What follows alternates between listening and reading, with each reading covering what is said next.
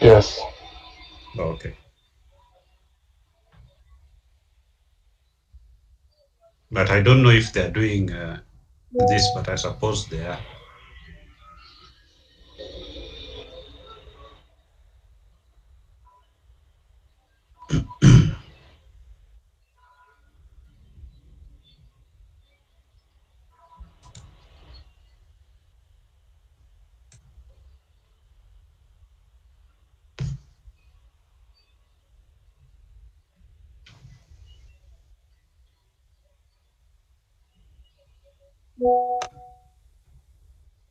Well, I've sent it to the group and I've tagged them on the message. So Okay, okay.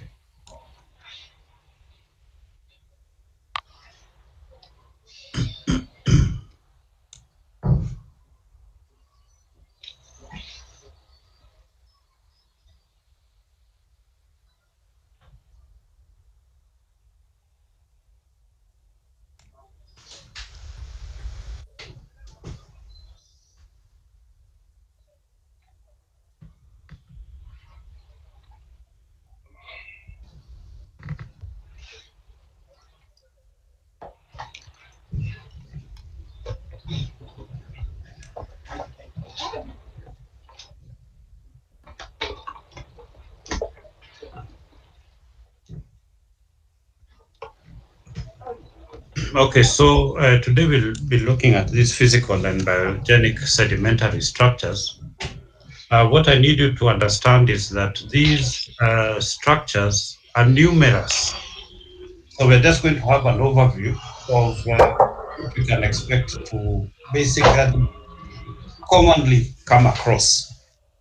Okay, but we expect, of course, that you'll do some further reading to go into some of the deeper details of what is actually there. Okay, so in this particular case here, someone needs to mute. There's a lot of noise on the background. Yeah, so whenever you go out into the field, you'll find that sedimentary rocks are really quite easily distinguishable from the other metamorphic and igneous. Someone really needs to mute their. I cannot talk now. Who is on? Yeah, thanks. Yeah. Okay, so these sedimentary structures are quite easily recognizable, apart from just the rocks that are sedimentary, which are easily differentiable from metamorphic or igneous rocks in many cases. And normally, when we're talking about sedimentary structures, we talk about stratification. Strata are basically layers, stratum a single layer, and similar word is the term bedding or also layering. So in essence, these are three words which are used interchangeably when talking about the different discrete units of sedimentary rocks. And these kind of differences in the bedding are basically associated with two factors. One is the size of particles, which we looked at. And particle size, as you remember, is also quite important in the nomenclature of sedimentary rocks. And the second is the types of particles that you may have. These particles can either be detrital or chemogenic or biogenic. But then those particles may also have their own unique properties in terms of the things like angularness or roundness and other parameters that we normally would study in sedimentary rocks. So this photo here at the back shows that you can actually see these features very, very clearly in the field.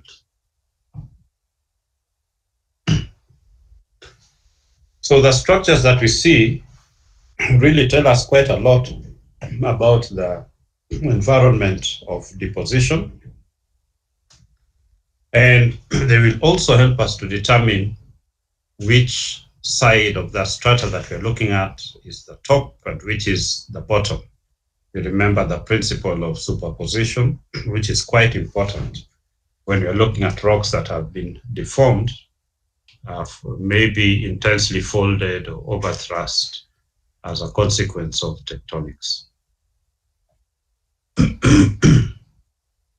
So we have a number of way-up indicators, as we had looked at before, and some of those features that help us to know which is the top versus the bottom side of a sediment layer is cross-bedding, and cross-bedding is normally quite common in fluvial systems. Then we have ripple marks. So ripple marks are also fairly common in particularly in beach environments, whether it's marine or in lake environments. They are also common in aeolian environments, and in minor cases, we have them also in low energy fluvial environments. Mud cracks are also important major features and quite easy to recognize. We can also have raindrop impressions on the tops of sediments, and these also indicate to us the way up. And also fossils which may be embedded within the strata. Some of them may be in their natural growth positions, and those can also help us to determine the way up. So there's a whole variety of different features that one would look at. They don't always occur together because of the depositional environment is one main control. So we have to be able to look out for some of these kind of features to determine the differences between the bottom and the top of a sedimentary unit. So this is just a kind of a recall. We had, I think, looked at these plastic sedimentary environments. And this was just to show that we have many different types of environments. The continental, where we have alluvial, desert, lake, and glacial. Okay, sometimes desert is kind of concomitant with the aeolian. Then on the shoreline, we have the delta, beach, tidal flats. And on the marine, we have continental shelves, continental margins, deep sea. So these environments will generate some kind of very distinctive types of sedimentary rocks, which are particularly driven by the agents of transportation and deposition here. So as we can see for the alluvial, it's rivers, desert is mainly wind. On lakes, we have the lake currents and waves. Glacial is the movement of the ice. On shorelines, we have the interaction of ocean and river. So we have river and waves and tides being important agents there. Along the beaches, we have just the waves and tides and also beach currents, or what we call alongshore beach currents. And then on the tidal flats, we have the currents, which are basically wave-generated currents. And then in the marine environment, where we have the continental shelf, then the margin, and then the deep sea, dominating in the shallow environments are waves and tides. On the continental margins, we have ocean currents, and within the deep sea, also we have the ocean currents, but also settling of materials which have been generated at the surface or in the intermediate parts of the ocean waters. And so in the oceans, where particularly we have a lot of phytoplankton and foraminifera, we refer to those settling from there as foraminiferal or radiolarian rain. So these environments which they form are quite important, and there's the concept of facies or facies, depends on how you want to pronounce it, which we'll be looking at a little bit later on. So continental sedimentary systems occur in quite varied environments, as I've already mentioned. And because of that, we have many different sediment sources. And in sedimentology, the issue of source is quite an important question. We want to know where these sediments are being derived from. Are they being generated from the weathering and erosion of a sedimentary rock, a pre-existing sedimentary rock, or a metamorphic rock, or an igneous rock? And in what kind of terrain is it? Is it in a highly mountainous area? Is it a plateau? Is it a flat, kind of fairly flat domain area, etc.? And all of these have a bearing on the kind of sedimentary rocks we will get at the end of the day in the depositional basin. So here's a very good example of cross-bedding in sandstones. We can see many different sandstone layers here, where the kind of almost sub-horizontal lines that you see running across are basically erosional features separating one deposition episode from another. And crossbeds are important in the sense that they, first of all, will tell you that you're basically in a fluvial environment, and it also gives you an indication of the current direction. So crossbedding is a feature that one will normally come across when we're looking at detrital sediments. In land, in the desert areas, for example, we have dunes, and the dunes have a certain architecture. And what we see, this is a kind of a 3D. This is the general dune that you would see if you're looking at the surface.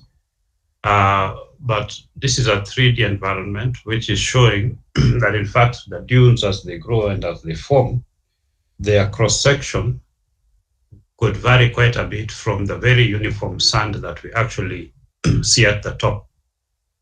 So basically at the bottom here, as you can see, we have what we call the grain flow cross strata. And these cross strata basically develop because dunes will tend to grow where there are certain obstacles, whether they are shrubs or other types of obstacles that are there, and they keep on growing over that. So you will find that cross stratification can occur in the lower parts of the dune as it continues to grow. You see them occurring as lenses and lenses in this direction here. These lenses are because of those different obstructions, so you get different kind of layering in those particular areas. And eventually, once those are superseded right at the top, you tend to get now this very fine and undisturbed laminae right at the top of the cross section of the dune. Okay, so this other side, which gently is sloping, is called the stoss slope. You can see wind ripples on the tops of each of these different layers as the dune is growing. The slip surface is the side which has a more steeper decline as opposed to this other side. So this feature on its own itself will also tell you the direction of wind or when it was blowing and building up building up the dunes. So there are many different structures that you see on the tops of dunes as a consequence of the energy of the transporting medium and its uniformity in terms of direction. Here, where you have the ridges quite clear in the direction in which it is flowing. We have the drass where we have a kind of a more heterogeneous changes in terms of the direction of the depositing agents. So the crossbeds, as we see, as I said, they help you to determine the direction of the currents when you see them. Okay, so the current here is flowing from the left to the right. It's carrying sand particles, so it's now depositing them. So initial deposition is at this stage, and as it grows, it goes here and then into this spot and that. And depositing sediments on the forefront of the other side. And then you end up with this kind of layering. So this kind of layering is what we refer to as cross-bedding. Now remember, from this particular diagram here, okay, that the cross bedding is taking place within a unit. So this, from say from here to here, this is one bed or one strata. These cross beds are not really considered as strata as such. These are all one unit of a sedimentary layer which are deposited during a specific period in time. So don't confuse cross bedding with the basic stratum of a sedimentary unit. Okay, so now alluvial deposits are also quite important, and they produce quite a number of varied types of sedimentary structures. Remember that rivers start off in a very young stage, and then they reach the middle stage, and then they reach a mature stage before they actually empty into the ocean. Okay, so this illustration here is showing what we see in the mature stage of a river. The first thing to note is that, in fact, that rivers at this stage, they meander quite a bit. And the positions of these rivers shift. Okay, so in this particular case, we can see, if we're looking at this particular edge, that the river, where it empties into the ocean, has basically shifted from this point on and is meandering into this particular area. So with that, we tend to get different types of sedimentary structures as a consequence of the meandering of these rivers. Okay, so we have these features here called the crevasse plays, where you have a small kind of gap here in the river, and then a depression on the other side.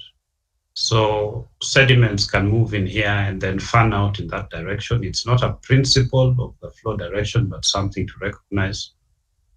We talk about alluvial deposits, and these are those that form on the inner edge of where there's the least amount of energy flow. Here on this end, we see erosion, and here on this other inner end, we see deposition. And that is basically the way that things happen. So on the deposition side, you get accretion of sediments, which form what we will call point bars. So there's quite an intricate mix of lenses and non-continuous lenses and non-continuous beds within this kind of section of a river. And there are a number of other features which we'll be looking at again a bit later when we're looking at the alluvial types of facies. But it's important to recognize that those kind of deposits can easily be distinguished on that basis.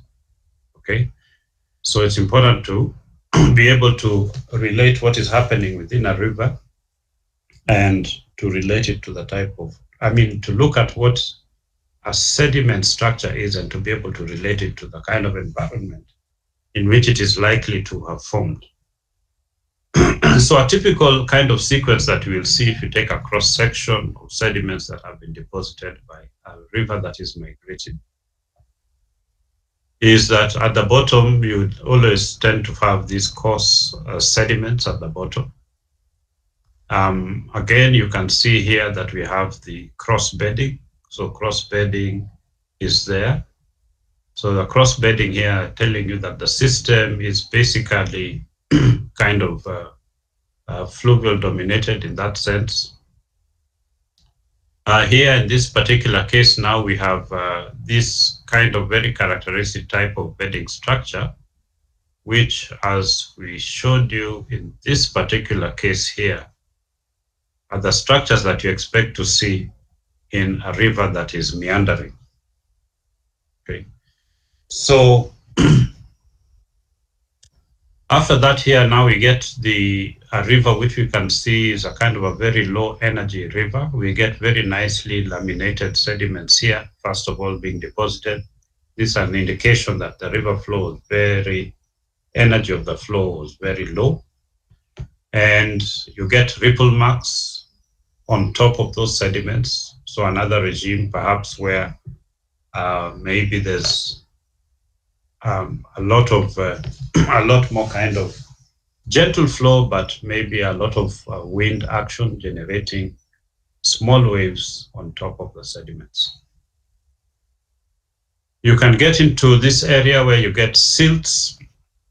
And again, silts in a sequence like this are going to tell you that you're looking really at a kind of, you know, a number of things. The sediment source, where the sediments are coming from, are particularly important in this particular case when you're looking at the composition of those silts. But they are indicating also that you have a higher energy environment here, as opposed to when the muds are overlying. So this is probably tending towards a period where the river flow is very low. Perhaps the river is only being maintained during this time by base flow recharge before the cycle begins again at the top. And then you get this entire sequence happening again. So this happens because we recognize that there are climatic cycles which are well determined and well governed by factors that I think now we fairly well understand through geological time. So these kind of cross sections, wherever you are when you're looking at sedimentary rock sequence, will tell you really quite a lot about the environmental history of a particular area. So this is just an illustration of how some of these things look like in the field. Okay, so you can see, like from here, we have this conglomerate base here, and then a fining upward sequence, and then the very nicely laminated sediments there. And this is the silty layer, and this is probably a mud lens at the top here. And then you get a second sequence, which is now not so well defined as this particular one, but starting that same sequence from the bottom to the top, and another cycle then starting at the top there. So it's important to actually recognize these cycles, because one of the things is that in terms, if you recall from the first lecture that we had, the science of sedimentology really started developing when it was recognized that sediments were being deposited in cycles, which were related to cyclically changing climatic and environmental factors on the surface of the earth. So these particular cycles, if we understand more about them, they can give us an indication of also the time period that we're in, as well as the processes that were occurring at that time and what was really maybe driving the process. So you might have sedimentary cycles that reflect the eccentricity parameter, which is the 100,000 year cycle of rotation of the earth around the sun. We have those that show very clearly the tilt of the axis, which varies on a 41,000 year timescale, and others also reflect the precession cycle at about 21,000 years. And then there are higher harmonics of these. So it is quite important to do this kind of analysis. So we talked about mud cracks. These are very easy to identify. You can easily identify modern versus ancient mud cracks. The ones on the right there are really now hardened, solidified, but they retain the exact features that you would see in modern sediments. And again, remember that these mud cracks are one of the way up indicators that we use to determine whether we're looking at the top or the bottom of the sediment. So if you find mud cracks in sedimentary rocks like these and they're occurring at the bottom, then of course you can only intimate that these sedimentary rocks have been completely overturned. So this would be an area where there's really active tectonic forces occurring at that point in time.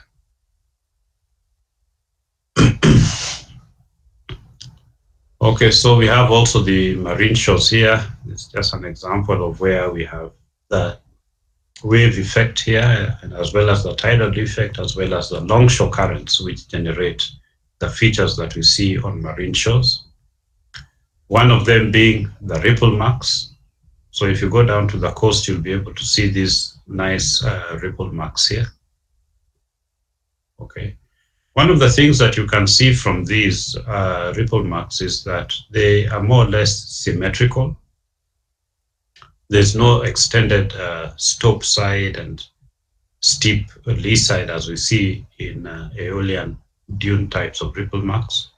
And this is basically because of the back and forth action of the waves as well as the tides. And tides themselves, when you're in a sedimentary environment, also produce some very interesting features that are called what are they called again? The fishbone crossbedding. So which will tell you that tidal influence was really the most important here. So the ripple marks can easily be seen on also ancient rocks. So you can compare that diagram we've been looking at with what we are seeing here in a modern depositional environment, and we can see that they're basically the same. So remember that we talk about the past, the present being the key to the past. So the processes that we see operating today are the ones that we can surmise were operating in the past and generating these kind of features. So that is basically how we interpret the paleogeography of a particular region.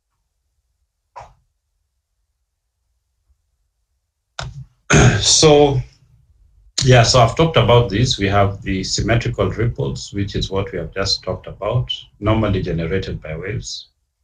Asymmetrical ripples, particularly what we see like in aeolian dunes, are normally generated by currents that are persistently flowing or dominantly flowing in one direction. So you have the gentler slope here, and then the steep slope where the sand is being deposited and the dune is migrating. So this kind of feature, as I mentioned, asymmetrical ripples are very, very useful in also determining paleocurrent directions, whether those are directions of wind or water.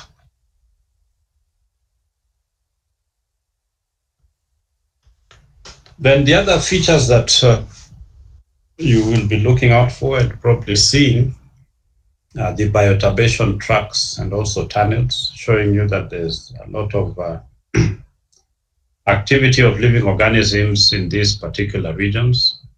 Many of these kind of bioturbation tracks and tunnels, for those who really study them in more detail, they're able to even tell you what type of organisms have generated these different types of tracks and features.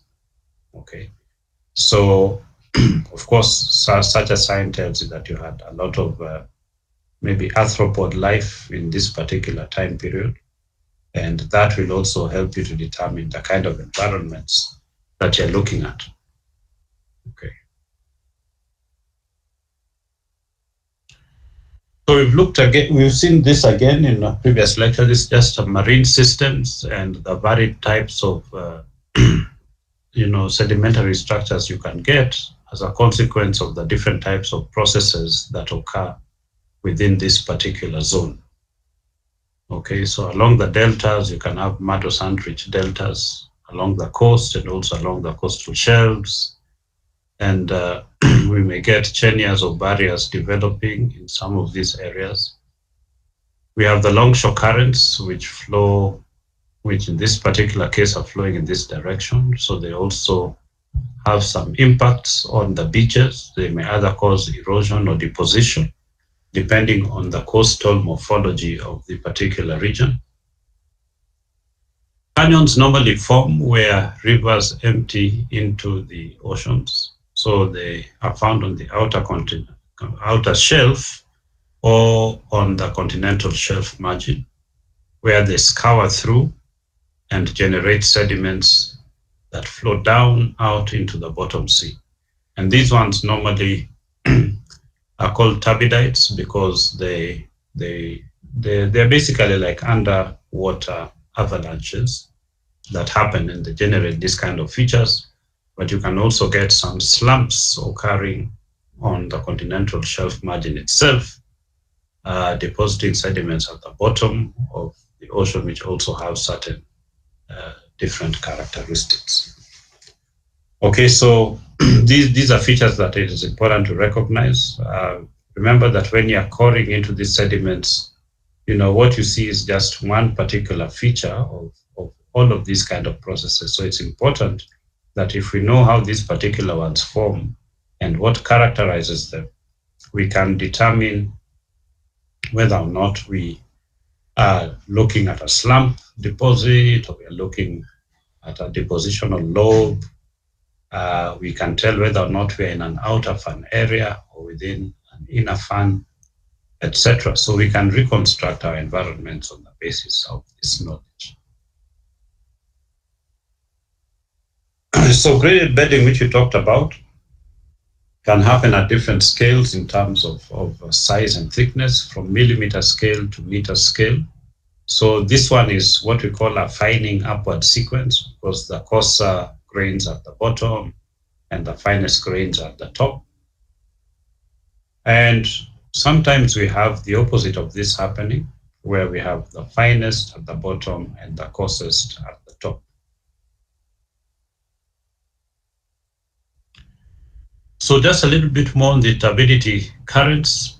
As we mentioned, these are basically found within the marine environment, occurring within the continental margin area. And they're basically a suspension of water, sand, and mud that are moving downslope, and we say often quite rapidly, because it is much more dense than the surrounding water. And often these are triggered by earthquakes, but they can also be equally triggered by a very, very heavy rainfall within the continents, bringing in much more water and sediments through a particular river and generating some currents that will feed into those canyons and cause displacement of the materials. So turbidity currents have been disturbing us starting from around 1920, when phone lines which had been laid in the Atlantic to connect the continent of America and Europe were broken because of turbidity currents. And these also help to give an indication of the distance which has been traveled by a single deposit. So in essence, it was a kind of useful in that sense of helping us to understand a little bit more about this, although they were creating communications problems. Okay. So here, what I just wanted to see is this figure here on the right, just showing that when you take a cross section through these particular different features, you can relate the colors to what we see here, the channel or the inner fan area, the kind of sedimentary features that we will be seeing. So again, these are important to be able to differentiate these, particularly when you're working out the history of formation, for example, of a particular region in space and through time. Okay, so that is the end of that. I think we have time to proceed on to something else, but do we have any questions on this? Yes, you talked about turbidity, turbidite, the area photograph. I think is the fourth upwards. Yeah, here. Yeah, this one. Yeah. So where did you say we can identify turbidite? They're inside this is a turbidite here. So from this canyon it is generated, and then when it reaches the bottom of the ocean, deep sea floor, it fans out. Okay, so it's where there is a slope. Yeah, where there's a slope and a canyon and this groove or ravine. Okay. There's a ravine in this area. Thank you. Yeah.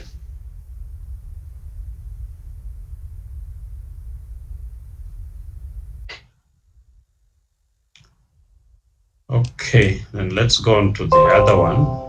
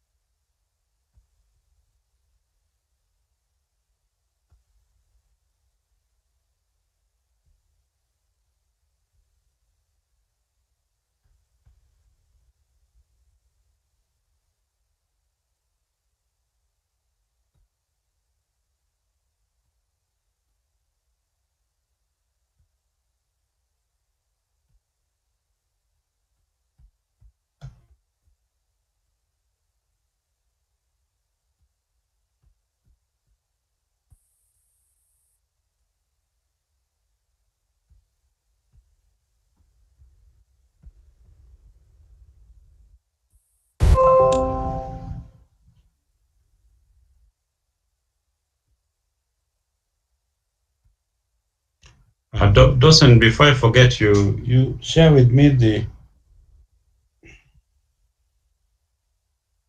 the names and the emails of the other two guys, if you have them.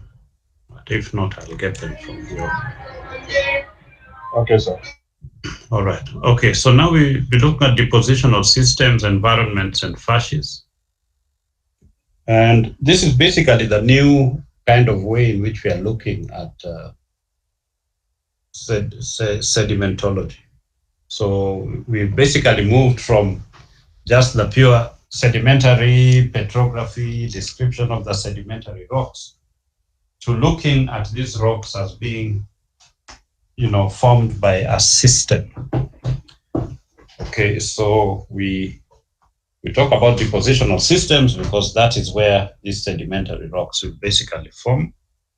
And depositional systems differ depending on the environments that you are, and with those environments that you're in and the sediment sources that we have, we end up with what are referred to as the facies or facies.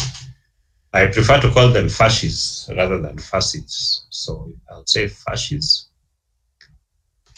So we look at a couple of depositional definitions right now. So depositional systems are basically three-dimensional arrays of sediments or lithofacies which fill a basin. Okay, so we are dealing with the real world. So these are three-dimensional features. Even though most of our diagrams we display things as two-dimensional, you recall that in the previous lecture, I showed you the diagram of a dune which has been chopped and showing the three-dimensional features and the complexity of the dune. So the depositional systems are basically descriptions of interrelationships of form, as well as the physical, chemical, or biological processes involved in the development of the stratigraphic sequences that we have come across.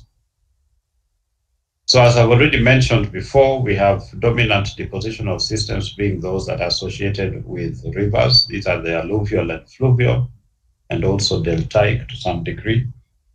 And then those that are marine, which also interact with river systems in the deltaic zone.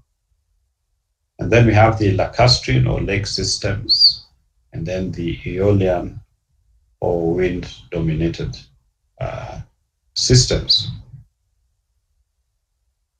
So we can see that depositional systems will vary according to the type of sediments which are available for deposition. And as I mentioned, these can be detrital, chemical, or biological. But it is also important to know where their source is from, whether, like in the case of the detrital ones, are they from metamorphic areas? Are they previously reworked sedimentary rocks?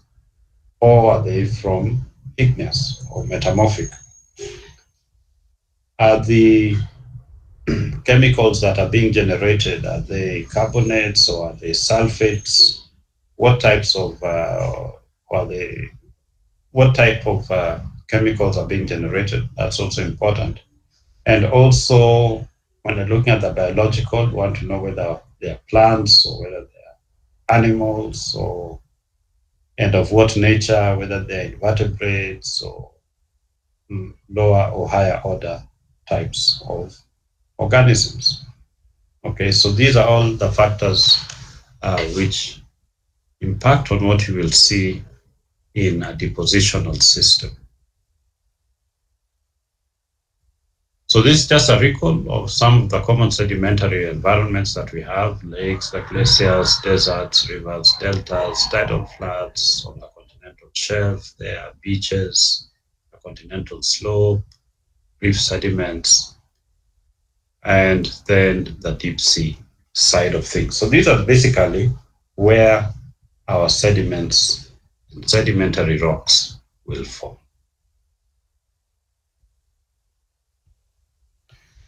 So the facies is defined as a body of rock which has specified characteristics.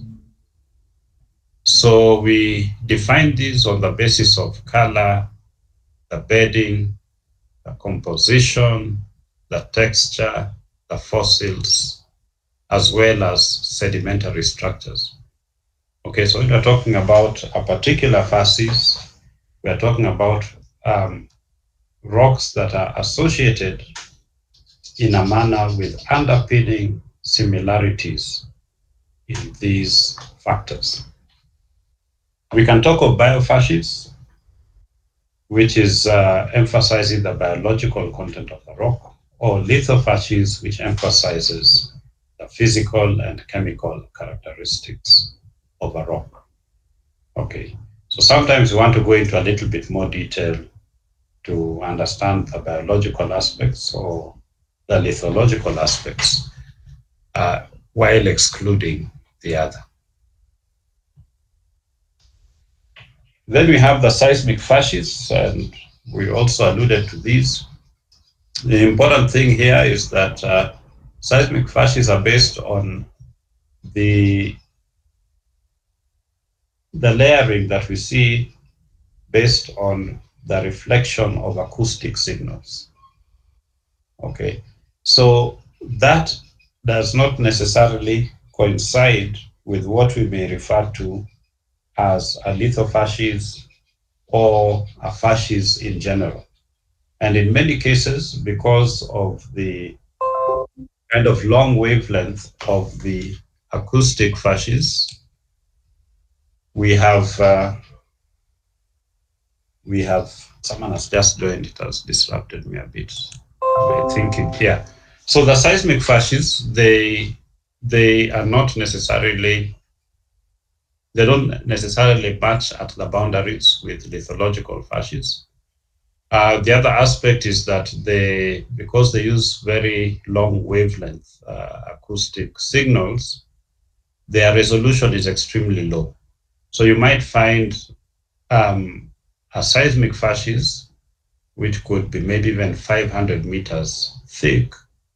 But when you look at it in terms of the facies concept itself, if you are able to look at the sediments on the ground, then you would find that in fact it is enveloping multiple number of facies if you looked at facies in a conventional sense. So that's important to remember. We also have log facies, and this is normally the facies which are differentiated based on electrical, acoustic, and radioactivity properties in a particular area. So log facies are basically where you're drilling through a particular rock type, collecting electrical information, acoustic properties, and radioactivity.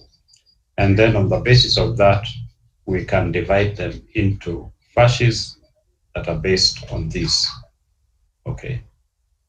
So because of those differences between that and the rock facies that we do in our field descriptions, we of course have to note and know that they are not really directly related. It's important to remember that.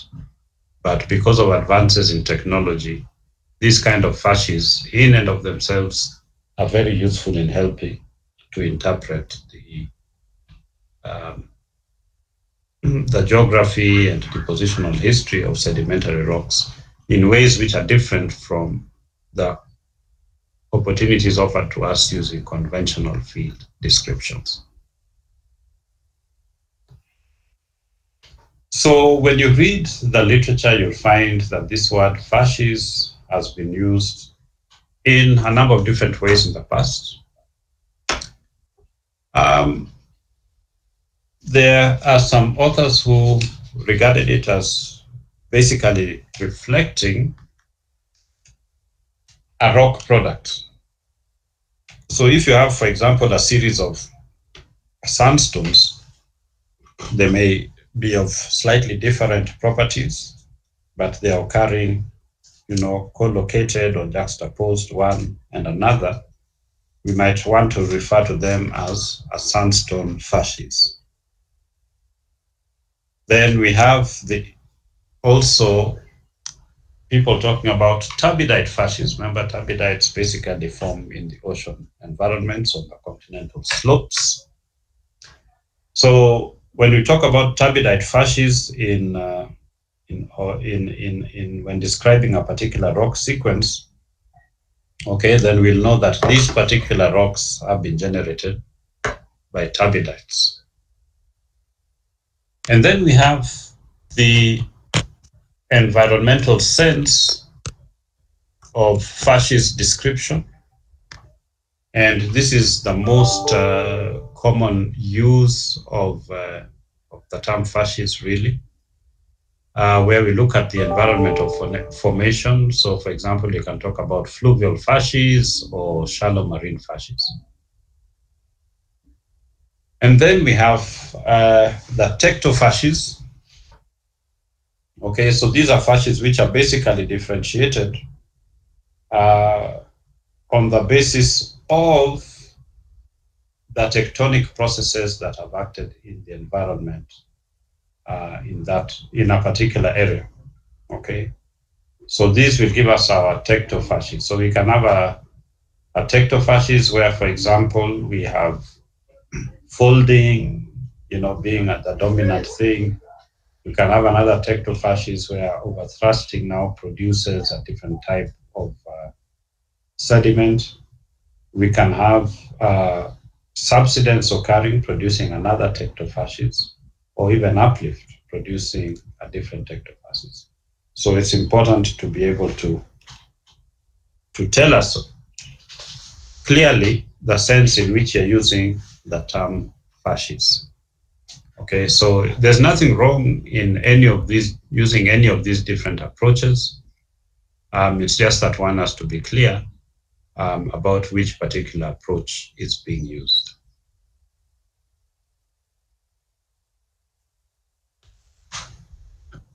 Now, as I mentioned, a facies is not really a homogeneous type of rock or sediment. It is an association of rocks which are forming in a depositional environment and under a range of similar processes that are occurring within a certain time period. So we see that facies can change laterally as well as vertically in a sedimentary succession. So you can get, very rapid change from, if you're looking at it in terms of the conventional rock properties, from a sandstone facies to a mudstone facies and back to a sandstone facies. This can happen, and they can happen very rapidly, and also within a very short distance in terms of space, or a short distance in terms of time. Okay. So remember that facies change can involve a change in one or all of the parameters which define the facies. So the parameters that define the facies, just to take you back to recall those parameters.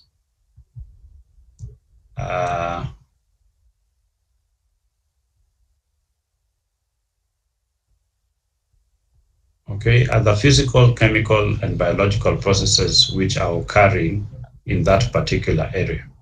And more specifically, we're talking about things like what's the fossil content, what's the actual source of the sediment in terms of the rock type, what kind of chemical deposits are actually being formed in a particular area.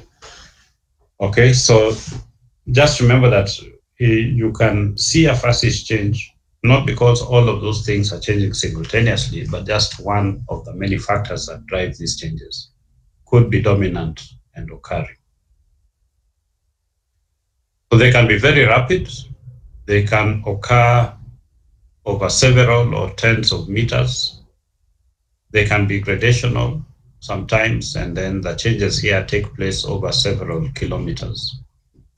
So in terms of the sequence stratigraphy, where this is normally really applied, where we have the interaction of marine and continental areas, so within that particular zone. And here we normally will see facies changes that can take place even over several kilometers.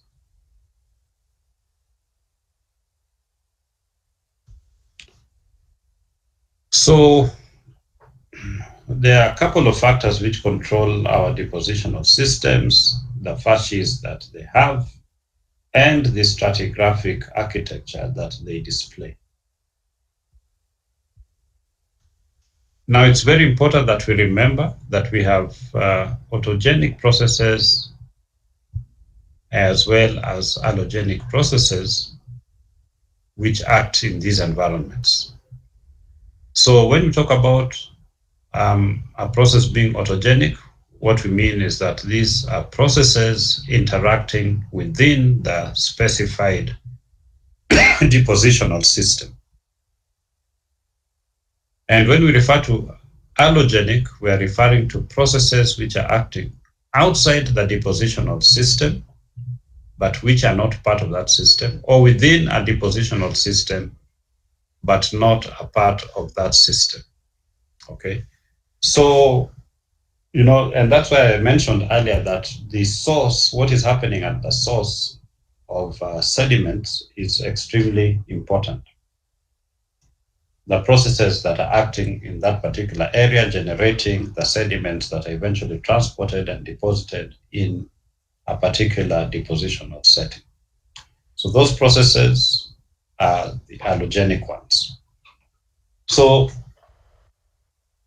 in a depositional system, and this is not common, but you may have, other factors that come into play in a system, like, subsidence or uplift.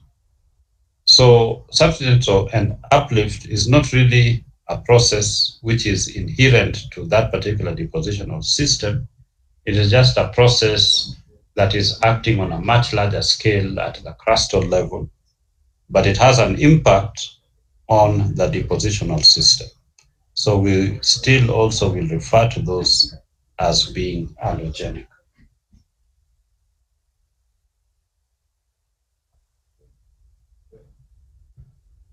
Okay, so there are a number of factors, and we look at all these factors that control these depositional systems. The first is the topography of the depositional surface. Okay, so because this will basically control aspects of sediment transport, aspects of deposition, and even including the rate of deposition. So topography is quite important as a controlling factor of the type of sediments that you'll get. Remember also in terms of the aeolian features, I mentioned how the dunes can actually be quite complicated. And you can see that the dunes that form over rough depositional surfaces will have slightly different geometries in terms of the cross section as opposed to those that are deposited on smoother surfaces. The second controlling factors are the geomorphology of an area, whether it's a coastal area or a hinterland or the ocean floor itself. So geomorphology is quite important because they influence sediment routing or routing. The pathways that a sediment can follow can either be opened or closed by the geomorphology of a particular area. Sediment storage, how long can sediment remain in a particular area and for what period of time, as well as dispersal, will also be related to the geomorphology of that particular area and how it is changing with respect to the depositional system or vice versa. So as an example here, the bathymetric expression of a continental shelf, slope, and deep basin will be reflected in the composition and in the geometry of their corresponding depositional systems. So that is quite important, the aspect of geomorphology. The third is the sediment routing and dispersal, the controls on that. And we see that we have many controls that we have talked about. We have things like channelized flow, like for example, in a river, we can talk of that as being channelized flow. We have waves in the oceans and also lakes. We have tides, wind, volcanic eruptions, and within the marine areas especially, we have the mass emplacement by slumps or slides, as well as sediment gravity flows generating the turbidity currents. So the sediment routing and dispersal is another important factor. Number 4 is the incident light that is coming in through the water column. In essence, what we call the photic zone. That layer of upper water surfaces, whether it's in an ocean or in a lake, that allow the penetration of life. So in the photic zone, we have a high productivity of living things in those particular areas. And so where you have kind of very turbid waters, for example, and therefore a very constrained photic zone, you would also tend to have a much lower productivity of organisms, diversity and numbers of organisms in that particular region. So incident light is quite important, particularly when you're looking at the biological aspects of the facies. Number 5 is water chemistry. That's quite important. So we can look at it in 2 ways. We can look at the difference between marine and non-marine waters. That's in a general sense. So we have, salty water versus fresh water. So different types of minerals maybe can, for example, precipitate out of this type of solutions. The second is the state of the carbonate equilibria. And here, this is really quite highly dependent on the pH of an environment. So like in alkaline environments, you end up with carbonates precipitating. In the more acidic environments, you end up with the dissolution of carbonates, the breakdown and dissolution of carbonates, and more free ions in the water column. So those are important. And the redox conditions, the EH of an environment is also important. Are you in a highly reducing environment, for example, where now certain types of sedimentary rocks will form as opposed to others, like, highly sulfidic sediments, like the iron bandstones and others may form in such environments. So water chemistry is also important in controlling what we see in terms of the facies within a depositional system. And then we have the factor of time, number 6. So time can lead to changes in a depositional system.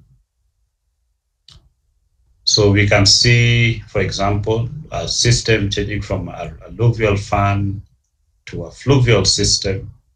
And these give us some very good information on the evolution of a sedimentary basin. So it's important to recognize the changes that are also occurring through time. Changes in base level are also quite important.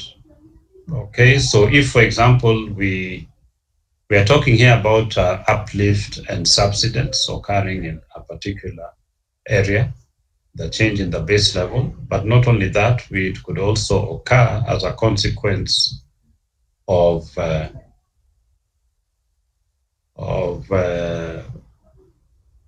the base level in terms of the processes which are affecting a particular area.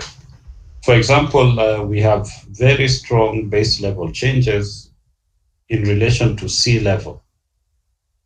So we know, for example, that over the past, say, 1 million years, we have 100,000 year cycle of sea level fluctuations, sea level fluctuating by more than, by about 120 meters every 100,000 years or so.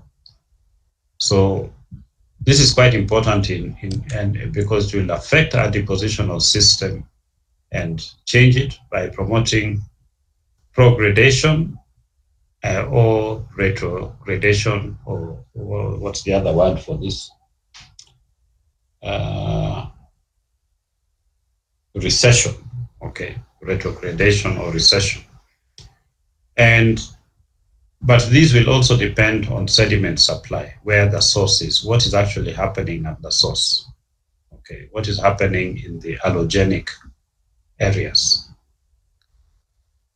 And then lastly, and also interrelated with 7, is the issue of tectonics and basin subsidence, which I've mentioned already, will have a strong influence again on your sediment composition.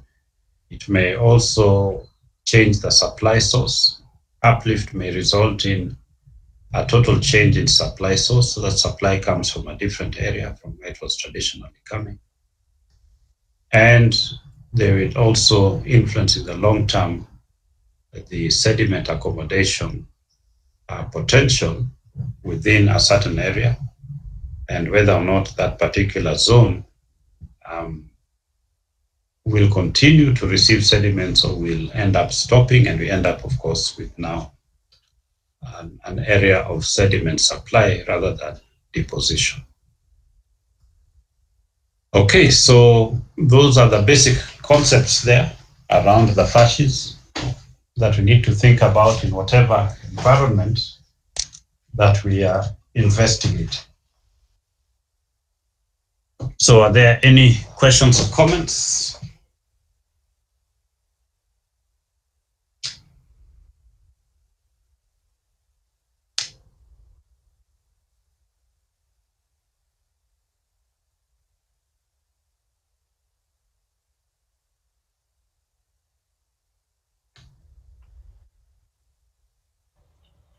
So are we done?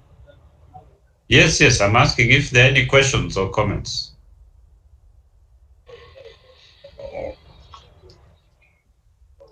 Well, the notes are clear to me. I do have external comments though. Okay, that's fine. All right, so I have an exercise which I'll be sharing with you, which you'll have to do in groups. So if I can get those other 2 names, then I'll share with the 2 groups so that you can work on them.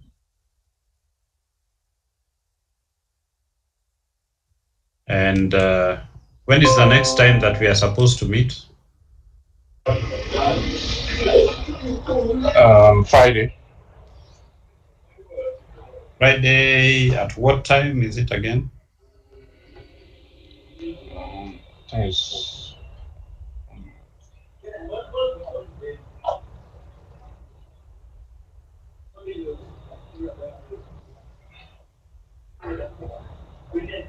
It's in the morning. No, it should be around 2. At 2 Yes. on Friday. Yes. Okay, I'll check and then see what modifications need to be made there. Yes, it's 2 to 4 p.m. 2 to 4. Yes. Okay, that's fine. So the work that you are going to give